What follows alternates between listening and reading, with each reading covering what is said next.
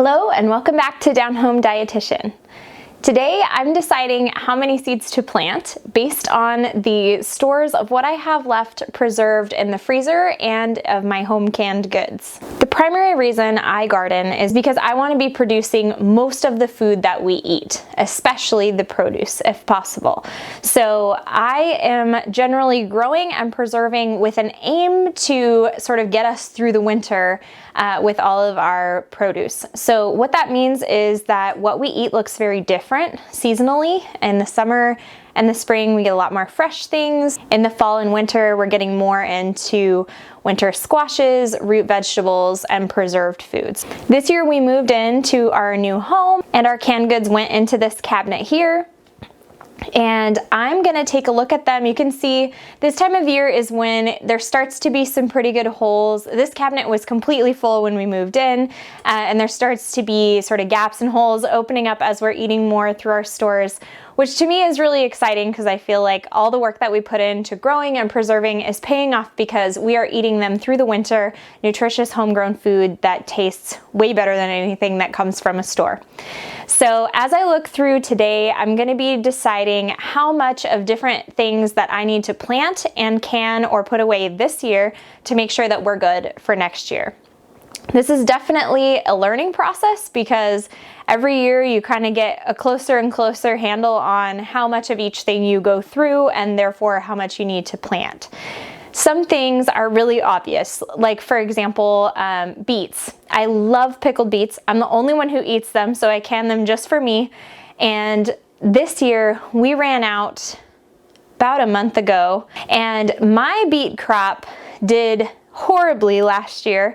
I couldn't even get them to really germinate and grow. So I ended up buying beets from a farmer's market, and I had approximately 12 beets and each couple of medium-sized beets gets me a pint jar of pickled beets. I had 6 jars of pickled beets going into the winter, and I did not make it through winter. So since each beet plant produces me only 1 beet, I'm going to figure out how many I need maybe to can 10 jars, which would be 20 beets, plus whatever we're gonna eat fresh or maybe cut up and freeze for roasting. We do some of that the whole family eats. So I'm going to grow more beets and hopefully they'll go this year so that I can more pickled beets and also have some to freeze. So I know that I probably need to have approximately 30 to 40 beets planted for the year. The fruits that are up here in this cupboard, peaches, pears, and plums, those are all from trees around the area or from local farm stands that I purchase. So I will be determining how many to buy this year, but I won't be growing my own this year for those things. For green beans, I have used up all of our quart jars and I have about 6 pint jars left of green beans. So this is going to be really close. We could definitely run out here in the next month or two and we won't be getting green beans out of the garden for another several months. So I should definitely plant more green bean plants this year. Last year I planted 8 green bean plants and all but 1 of them survived. So 7 green bean plants got us enough to make it to about probably April or so with green beans, and I have been sort of rationing them as I've noticed that we're kind of coming to the end. So if I had definitely more, I could use them more freely without worrying we'd run out. So I'll probably do I'll probably double that this year, maybe do 14 green bean plants. And I absolutely loved them on my arched trellises in the garden last year. I thought they were so dreamy and beautiful. So I will probably do 2 full arched trellises of green beans this year instead of the 1 that I did last year. I am on our second to last jar of spear pickles, and I have a couple of jars of chip pickles or pickle rounds left.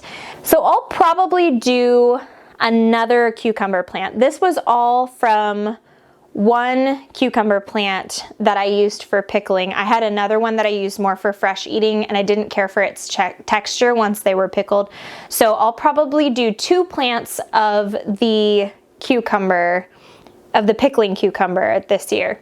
So with something like a beet where one seed produces one vegetable, and if you have a pretty good idea of how many you need, that's a pretty clear answer. But for something like green beans or pickles where one plant produces a variety of amounts of your produce that you're looking for, it can be a little trickier. So it's just something that I kind of gauge from year to year. I have about 3 jars of relish, and I make that with either cucumbers or zucchini. To me, the product is basically the same.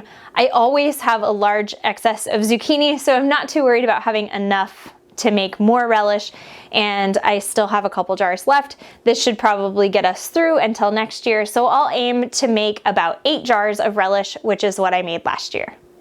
Also up here we have applesauce, which we'll get from our apple tree that's on our property. Part of this process also is checking what I have stored away in our freezer. Our freezer's downstairs in our root cellar, and currently, as far as produce goes, we have a ton of shredded zucchini in there.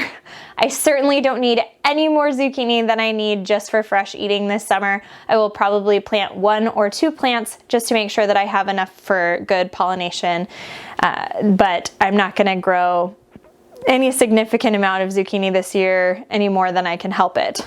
If you know anything about growing zucchini in the Pacific Northwest, you know that it is such a prolific plant. Everybody is leaving zucchini on their neighbors' porches and sneaking away in the middle of the night to get rid of it. So I certainly don't need to be generating a ton more zucchini, that's for sure.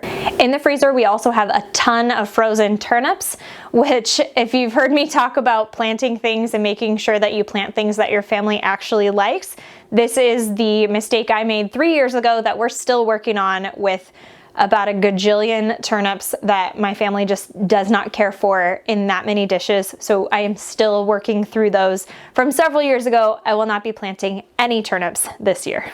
I also generally freeze carrots. We ran out of carrots this year, and that was after planting about 30 carrots. So I definitely need to plant more, and we're gonna have the opportunity to do that here, I hope. And so we're gonna be looking at planting maybe 60 or more carrots this year. We've also run out of broccoli. I planted 6 broccoli plants last year, but a couple of them didn't really produce. So out of 4 broccoli plants, we had enough frozen broccoli to get us to about December. So we really need to up that this year. So I'm hoping to grow about 10 broccoli plants this year. We also really like broccolini, so I'm gonna toss in a couple of those. Tomatoes are a tricky one because last year I planted more tomatoes than I have ever grown before, and sadly we had to leave them behind at our former house before we moved away because they were not yet ripe. So we did get quite a few for fresh eating as they started to ripen, but certainly not enough to preserve. So I'm kind of starting from scratch there and deciding how many tomato plants to plant to do all my spaghetti sauces and salsa and preserving. We also have snap peas that I'll often use in stir fries and things like that. We definitely ran out last year as well. My crop didn't do super awesome last year. It was fine. We had plenty for fresh eating and a small handful of bags to preserve, but not really a significant amount. So this year I'll probably be planting 12 snap pea plants, and then I'll probably also do a succession plant where I do another round of 10 to 12 succession plants, maybe in the fall. We're on our last bag of frozen corn, and corn is not going to be ready again until September or October. So I would like to probably double our frozen corn production this year. I know this all sounds like a lot, and it sounds really ambitious, and it is to a certain extent, and this is one of those things where you dream this big, and if your production grows this much instead of that much, then so be it. That's totally fine. But this is what I would like to do. These are just my goals to try to provide all the produce that my family is going to need for the next year. I'd love to make it happen, but inevitably there's always some crops that just don't do that well that year, or some that just don't produce enough, or you get the numbers wrong, or you run out of space, or you just can't keep something weeded enough. Who knows? In the meantime, I'm gonna aim for this goal, and I'll see how close I can get.